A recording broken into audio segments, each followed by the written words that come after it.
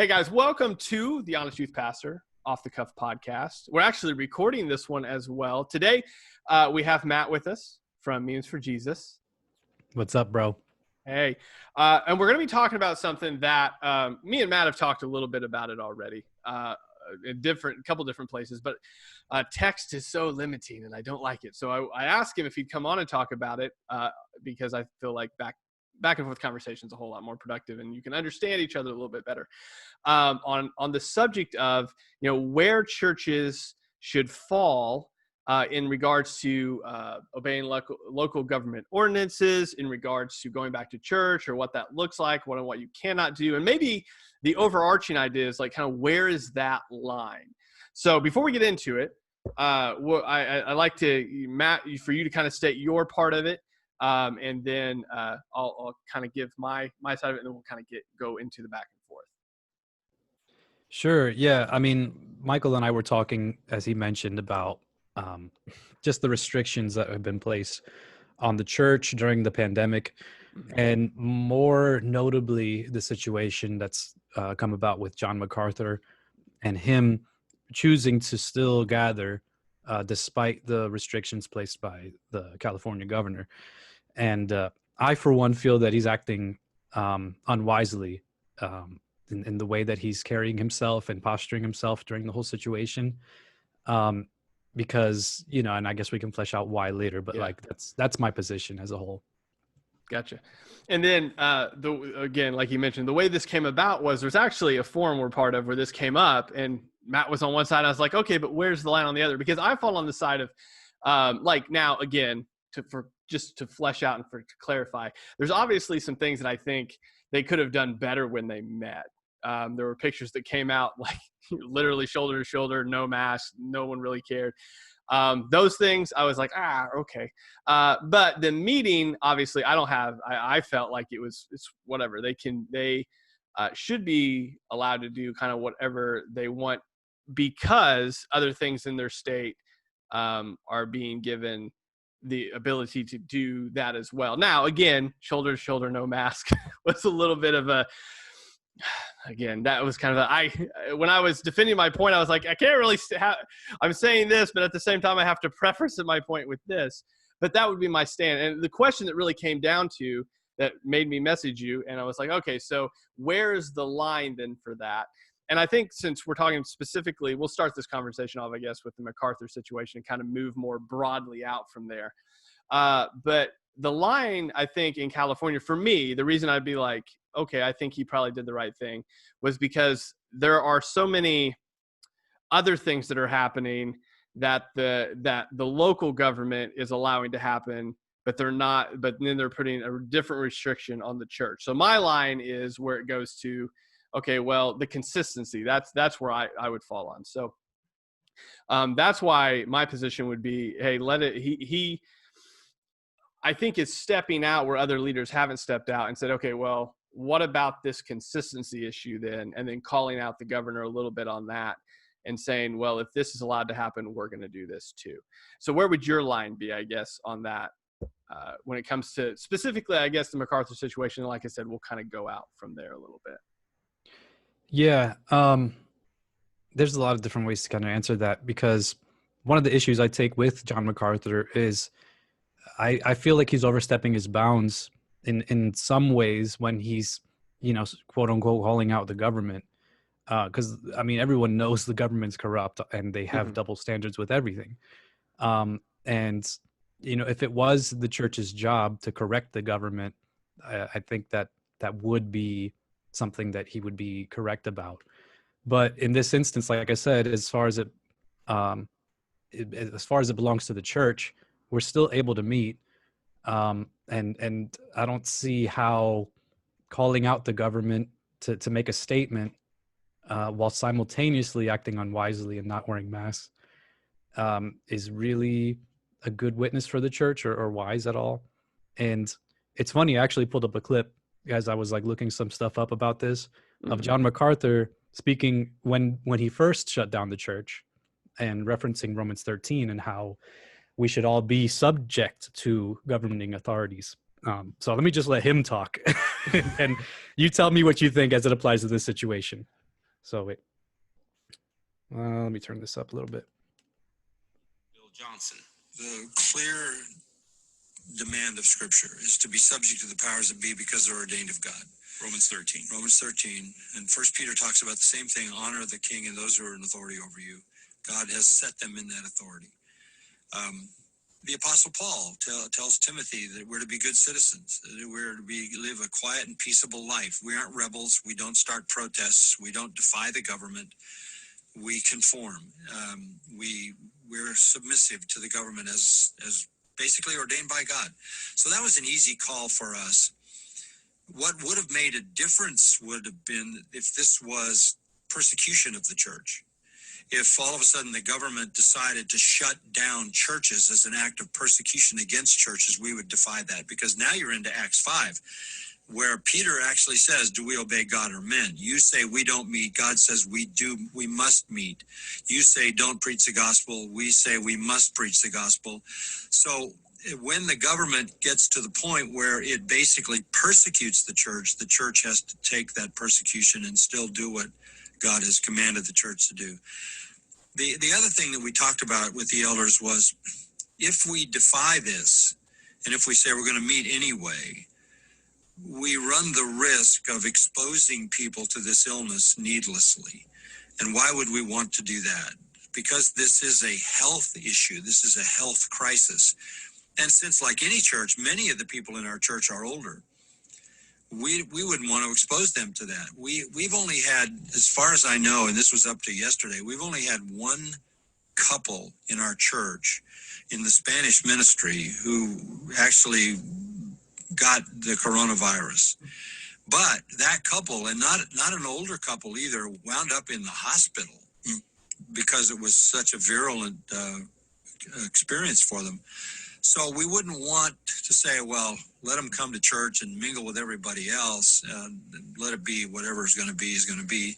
That doesn't make sense. We wouldn't purposely expose our people. That's not caring for your people. We wouldn't purposely expose them to that. And since we wouldn't have known, we just said, look, we're not going to do that. All right, that's it. But like, okay. That was his original take. And so listening to that now, can you see how different that is from how he's posturing have you listened now? to, again, now I want to make it clear for whoever's listening, I am not a John MacArthur apologist. Okay. I go so far and no further, so I'm not going to defend the man to my death, but it's not a hill I'm going to die on. But I feel like, have you listened to the sermon he preached the first Sunday back? Yeah. And for some reason, go ahead. Well, I think he answered all of the rebuttal to himself in that sermon. I mean, I feel like, now again, I could be hearing it in a totally different way than somebody else, but I feel like he addressed all those points in that sermon. Yeah, I mean, and I'll be honest, I didn't listen to the entire thing because what he mostly did was cite statistics on the virus itself, which is the issue that I take with him. Like I said, I don't think it's the church's job to correct the government unless they're saying that we can't worship. As long as the government allows for us to worship and gives, precedent for us to gather and worship as we see fit, and as we, are called to within our denomination to worship, because, then the Catholics have a whole different way of worshiping. That's a whole nother bag of worms or can of worms. But anyways, he's citing statistics like he's an etymologist. Which is really confusing because, I mean, again, I don't want to interrupt you. Go ahead. During the whole sermon, he brought out a couple things. So he readdressed all of the texts that he brought up there in regards to, in that case, why they weren't meeting. He brought them back up and cited why now they were meeting in light of different things that had now changed.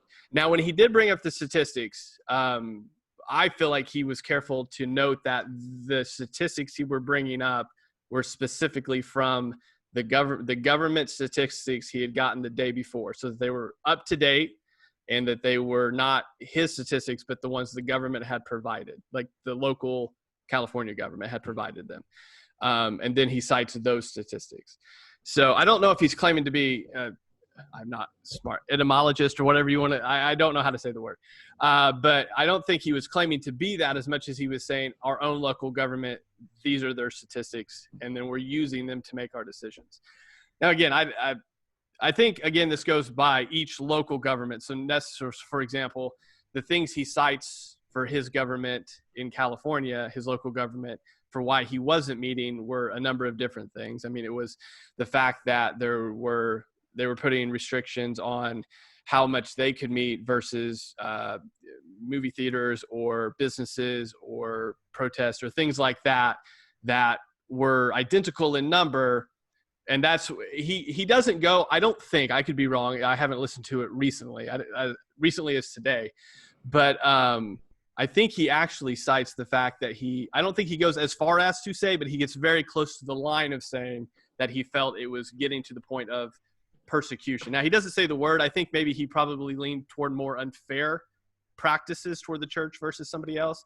He actually does cite, the Supreme Court dissension that came down in Nevada in regards to, I think it was, I forget which Supreme Court justice it was that wrote that it was a clear, in the case specifically in Nevada that they didn't take up, it was specific, they saw it as specific discrimination against the church in that regard, because they were allowing, for example, the example they used was casinos to meet up to 50% capacity, but the church wasn't allowed to have more than 50 people. Now, again, that was Nevada, not California, but he references that as a point of why they felt that it's leaning toward a preference to one thing and not another, basically. So again, I think again, not a John MacArthur apologist, but I think he refuted his own points well enough to where he addressed everything in that clip to pertain to now and not pertain to when he initially said that. Where basically he put a line in the sand and said, the government is at this point overstepping their bounds, so we're going to do what we feel like we need to do, basically. Yeah, let me just correct myself. Actually, etymologist has to do with language, and epidemiology Okay, is. there you go. I was wrong too, so I don't know either word. So that's what you get for thinking I'm smart, trusting what I have to say. Yeah. But okay, yeah, and I hear what you're saying. Like he somewhat refuted himself and revealed his new position, but. At the same, I think I'm just going to go back to what I said earlier. I think that, where there are statistics and, they're provided by the government, the implementation of those is what the job of the epidemiologist is. Like that the epidemiologist is somebody that specializes in the study of analysis of the distribution patterns and determinants of health and disease conditions defined by populations within pandemics. So it's like that's what their job is to do. They literally went to school for, 8+ years, who knows about this. And John MacArthur starts citing statistics saying, well, smoking causes, deaths.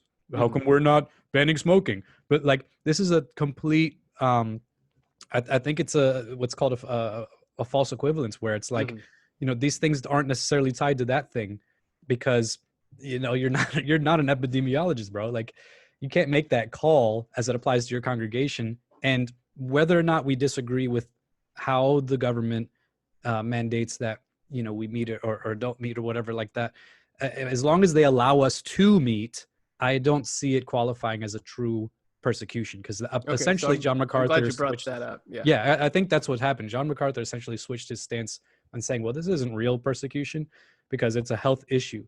And then he arrived and did a whole bunch of boomer searching on YouTube and found all these, he's literally citing conspiracy theory, statistics as they tie into epidemiology, which are false because he's not an epidemiologist. So that's what I find to be the most disturbing, because he turned something that was not not persecution towards the church into something that became persecution towards the church, even though there's still an allowance made by the government to worship. Okay, so on the allowance part, so there have been some, so I'm glad you brought that up, because that's the next, I think, good kind of movement in this discussion. So there's been a lot of articles written, and honestly, I should have been more prepared to cite those articles, but I'm not, in regards to the church can still meet in like smaller groups. So for example, I believe though I could be wrong, but I'm almost positive that it was either J.D. Greer or Annalee Stanley, one of the two, has basically, they said they're not going to meet the rest of the year, but they're breaking their church down to smaller house churches, and that's how they're going to go around it. Now, the rebuttal I've seen to that is that, and again, I think this really comes down to how you would define, church. Are you high church? Kind of, I mean, how a church operates for you, basically. But one of the people that I heard respond to that was that, well, do you have the X number of qualified elders to lead these house churches? I mean, what are you declaring as a church? Can they give out the sacraments? What do the sacraments look like? I mean, who's able to do this and that? So when we're talking about the church actually meeting and operating, and one thing MacArthur noted in his sermon on that Sunday morning was that there's a lot of things the pastoral staff hasn't been able to do that they really need to do. For example, which was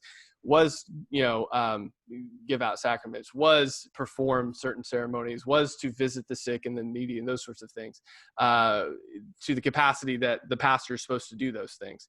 So where is, I guess the next question and the next movement would be here, what would classify as, okay, how far down can the government say, well, you can only meet in this many people before the church isn't really meeting as the church, we're just meeting as small groups, if that makes sense.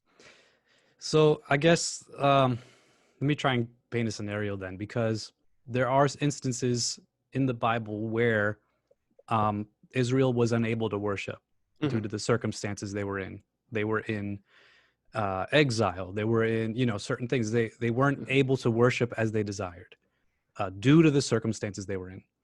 So I believe that because of that, and also the church, even at large, maybe even a century or two ago, with the Black Plague and the Spanish flu or whatever, the church was unable to meet, and they stayed within their homes for, I think, several years.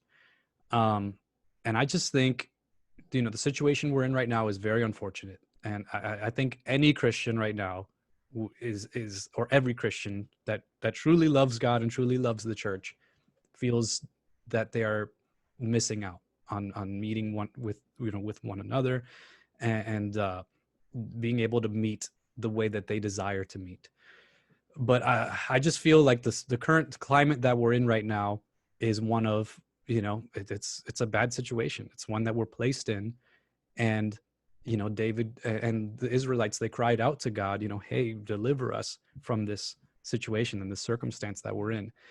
And I feel that's where we're at right now. I think that, we should really take advantage as churches, pastoral leaders should take advantage of what we are given right now, because whether you agree with the pandemic or not, people are still dying. The economy is still, rocked. And, I think that we should just take advantage of what we're able to do until we come up with a new normal. And that new normal might not be what we want it to be. Because from what I'm seeing, there's lots of really poor outcomes from this whole situation that we're never going to get away from. Not to like fearmonger or anything like that, but that's what I've read in my own studies. But you know what I'm saying? Like, I think that we should just take advantage of what we're able to do and not try and be impatient or not try and be rebellious or unpeaceable. And that's what I wanted to highlight from what John MacArthur originally said, because he said we don't protest and we don't do this. But at the same time, he feels that because he's taken it into his own hands to be an epidemiologist and to and to say that this is what's right for my church. Has he taken it into his own hands? He's just citing statistics. Like, I mean, just to push back on that a little bit, like he's not saying these are my information. He's saying these are what the government said themselves. Well, let me just go back to what I said earlier. That's the implementation of those statistics is the job of the government and the epidemiologists. That implementation, I feel, is what he's taken into his own hands outside of his own authority, because that is a governing authority. Those who are in governing authorities are the ones who implement how we interact with those statistics. And every state and every province is different according to those statistics. Like over here, we're in the green and we are able to meet in person where I'm at. But in California, whether you agree or disagree with the governor, that's what their epidemiologists and that's what their authorities have come to agree upon, that is the safest route for their people.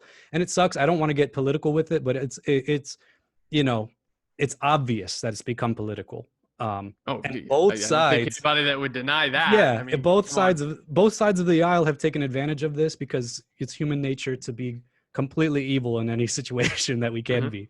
So, and it's just unfortunate that conservatives. I am a conservative. I'm like a centrist conservative. That I feel that it's unfortunate that conservatives feel this is like the response to this has been more liberal. If you take any type of precaution whatsoever, even wearing masks itself has become some type of liberal agenda. We've become conspiracy theorists in response to this. Um, and I'll admit there's a lot of confusion around the origins of this and the implementation of it. At the same time, I'm going to go back to what John MacArthur himself said. We don't protest. We don't cause unrest. We don't try and we are peaceable people, as Christians. So as much as it applies to us and as much as we are able, and this is what I was talking to you about earlier, I feel the scripture says, as much as you are able, be at peace with one another.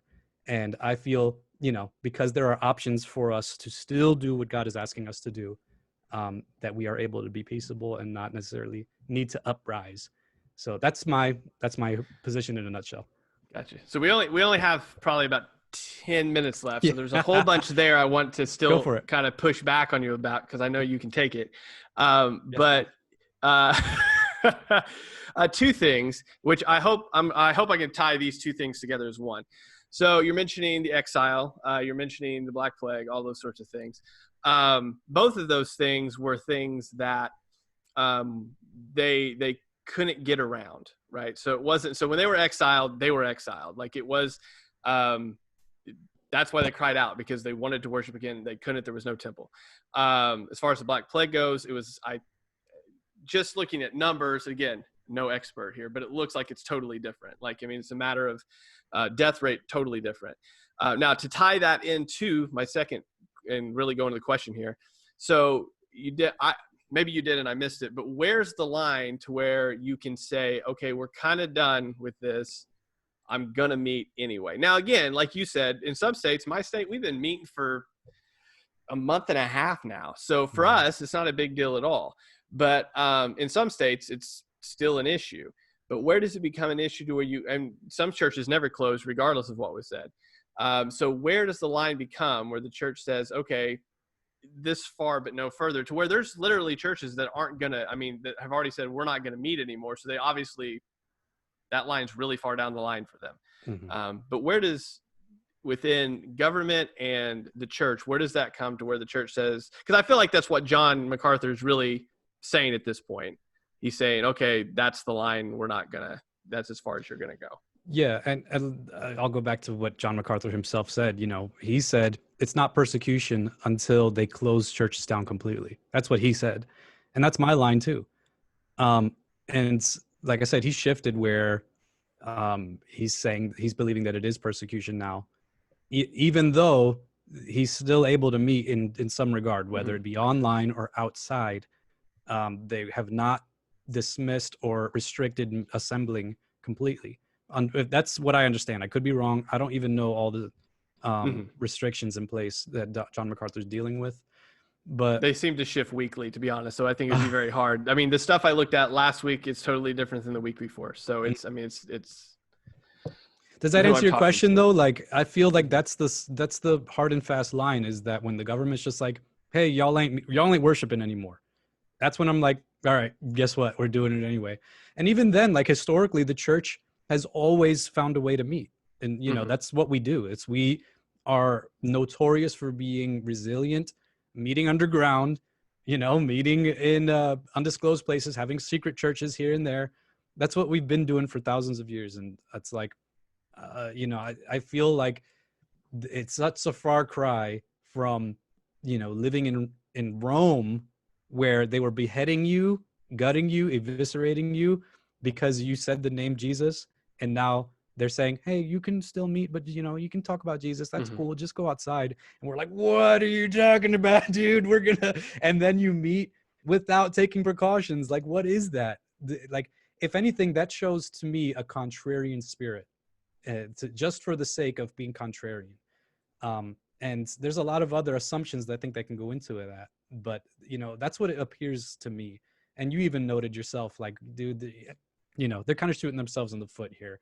If your point was to say, hey, government, you're wrong, but I think they've taken a position where, you're slightly wrong to you're completely wrong. And that's why John cited statistics. And that's why I don't think he's really placing any restrictions on people, on social distancing and masks and things like that. That's what I feel like it's turned into. So I don't know, I kind of rambled a little bit there, but no, yeah, I think our lines are close. I think where we disagree, where I would say, like, I think he has a point in regards to the inconsistency of how it's applied. Now, I don't, persecution, I think, is a word that's get thrown around way too much. But I think that you think that's his job, though? To what? Call out inconsistency? Yeah, is that the church's job? Is that our job? I don't think he says it's his job as much as me. I think from listening to the sermon, I think what he's saying is that he's just saying, hey, you're being very inconsistent in how you're applying them to us versus somebody else. And because the inconsistency exists, we're going to ignore what you say, because if it's okay for this person, it should be okay for us too. And I don't think he's trying to correct the government. He's just saying, hey, you're calling this okay and this not okay when they're the exact same thing. So we're going to do it anyway. Now, again, admittedly, packed out with no mask, I think could have been done better. That's just my opinion. I think it would have sent a better message if they still applied the mandates while doing what they did. Because if you're going to call out an inconsistency, at least make it the one for one. Now, again, it could be argued shoulder to shoulder wouldn't have been an issue as long as they had masks because of the things they're calling inconsistent. Probably. I think that would have been a better statement. But he also said, I think it was either him or Phil Johnson in an interview, that they're not going to put undue, I forget the word, undue things on people when they don't feel like they need to do it, referring to mask. So again, I think I've been pretty open about the disagreement there. If you're going to say you're inconsistent, calling the government inconsistent, you should at least bring your consistency level up to the same thing. Yeah, but I guess I'll go back to, like, is it the church's job to tell the government when they're being inconsistent? Because yes. I'll use this analogy. I think so. Let me just back up, because you have kids, right? Yes. How old's your oldest? 13. So your 13-year-old obviously has different capabilities and requirements as a 13-year-old, correct? And how old is your youngest? 3. So you can tell your 3-year-old, hey, don't touch the remote, because the 3-year-old might, like, swallow it or reprogram the television. Swallow it? Knowing. You know what I mean? Like, yeah, I got you. He'll do something. Whereas the 13-year-old, obviously they can mess with the remote, because you don't want them reprogramming the television, but at the same time, there's different restrictions, even though they're both your children. And I feel like, and I'm not trying to say that the bars being open and is equivalent to the church. I think that, us saying that this isn't fair, so we're not going to listen, is that rings more of rebellion than it does, any type of righteousness or any type of piety. Like I said, I think that piety should be the line should be drawn, and the righteous indignation should be drawn when the church itself is under persecution to the extent that they cannot meet at all. When you fail to take advantage of the allowances made for you as the church, that's when I feel like you're just being picky. I feel like you're just being, just a little difficult and rebellious. So your position is that it's not the church's job to call the government to what the government's supposed to do. So what the government's supposed to do, again, I'll go back to what their authorities are. What the government's supposed to do is protect us, and they're supposed to provide for us. And there's different views on what the government's supposed to be doing. I'm going, just so you know where I'm coming from, I'm going specifically to, I believe it's, oh gosh, I should know my references better. I think it's Peter, where it basically lays out that the governing authorities are over you to take care of evil and to reward good. Yeah. And, like under that, I'll agree with that, I think that certain states are taking precautions to protect their citizens, and some might be going more extreme than others. Like my state's actually pretty extreme too, not to the extent where they're saying you can't sing inside, where like they're doing in California. But if at the same time, like I said, we can still worship. We can still meet online. We can still go outside. We can still do these other things. I think everything before that, is trying to correct the government. I think, I just think it's too much. I think it's calling undue attention and negativity and rebellion to the church. And I'm not a statist or anything like that, but I just think that it's assuming too much. Because like I said, the government is always corrupt. It's always corrupt. It always has double standards.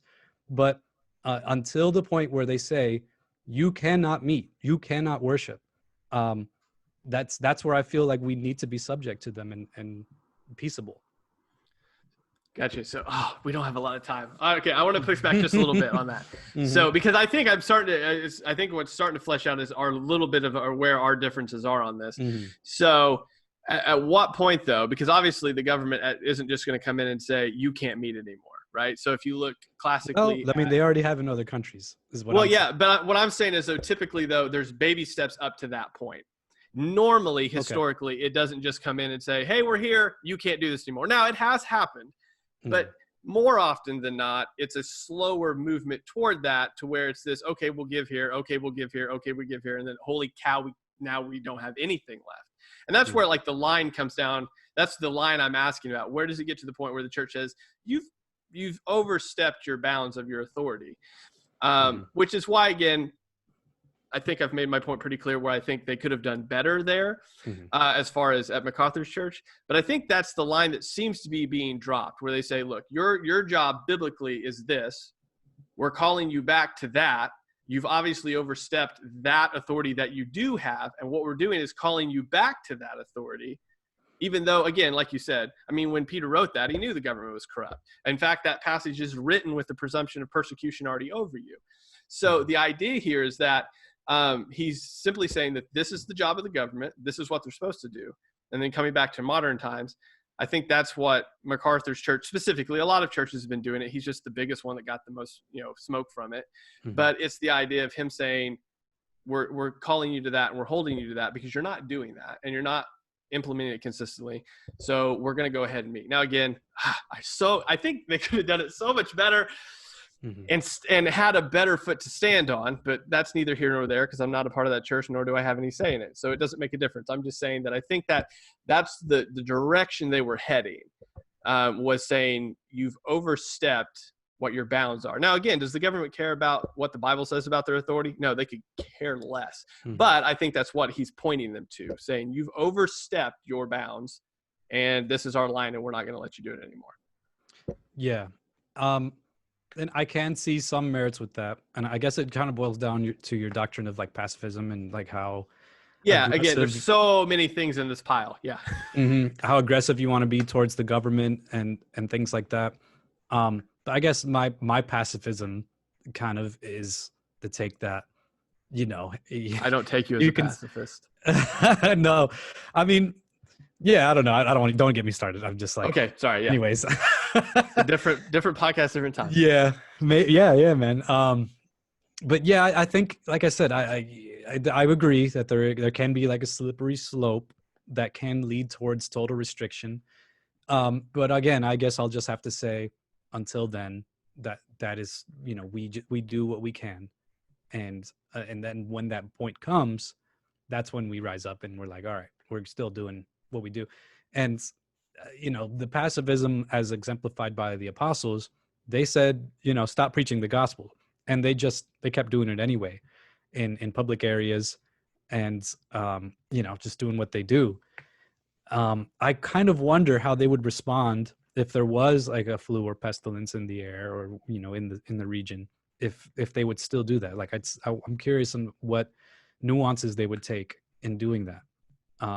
But at the end of the day, when they were restricted and they were told you cannot worship God at all, and they were within the right on what we believe on Christianity to proclaim God and the gospel. So yeah, I mean, I see what you're saying, that we should take care, we should do this, but I think because of the situation we're in, the circumstances that we're in, the fact that most are saying that we are in a pandemic, that I feel like there's probably better ways to go around it. And you can't remove the way that they're behaving, the church itself is behaving, from the decision that John MacArthur's made. If they wanted to be completely wise, you would see masks on them. You would see them taking some type of precaution. But I think the environment that John MacArthur has produced is that, this thing really isn't a pandemic. This thing has, this is what he says. He says you have a 99.9% chance of surviving this. Where, like I said, that's really, that's math. Those are numbers. But as far as it applies to the bigger system and complexity of how viruses spread, that's very short-sighted. And also short-sighted, as you and I both agree, is the way that the eldership is handling the way that they're gathering. You know what I mean? I think that speaks volumes, the fact that they're not even acknowledging the fact that it's unsafe anymore. And that's where I think he's reaching too far. I feel like he's saying, this is what I believe now. This, the government's completely wrong. I feel like he's gone on a more extreme end rather than a wise end of carrying out his rebellion or his disagreement with the government. So I don't know. Maybe I just added more to the conversation, but that's, Oh, there's 1,000 more questions I have, but we don't have time for them, unfortunately. So, okay. Gotcha. All right. Well, I think we fleshed out enough about the differences, at least that I think that I've seen in wider Christendom, as far as people saying, hey, they're going too far. And then other people saying, no, it's not a big deal right now. So I think we've fleshed those out a bit. I think it'll be interesting to see what's going on week and a half since they had that first service. And as far as I know, I'm sure somebody would definitely report on it if there was an outbreak there, because that would be perfect. So it'll be interesting to see kind of how that all goes out from here, to see if there was an effect or if there wasn't any effect at all from the meeting. But anyway, I want to thank you for coming on, kind of talking through it a bit more. Like I said, the idea was to kind of have a broad discussion, because I know we're on different sides, not totally different sides, but we definitely have a difference of opinion on it. So it was better to talk through it. Hopefully this was helpful to anyone out there. If not, we know it's a heated topic among 1,000 other things that we could talk about. But hey, if you like Matt, even if you don't like Matt, go over to Memes for Jesus and follow them. If you don't already, they're 1,000 times bigger than my page. So I'm sure you probably already do. But if you don't, go follow them. So hey, thanks for coming on, Matt. Thanks for having me, man. All right. Love you, bro. Talk to you guys later.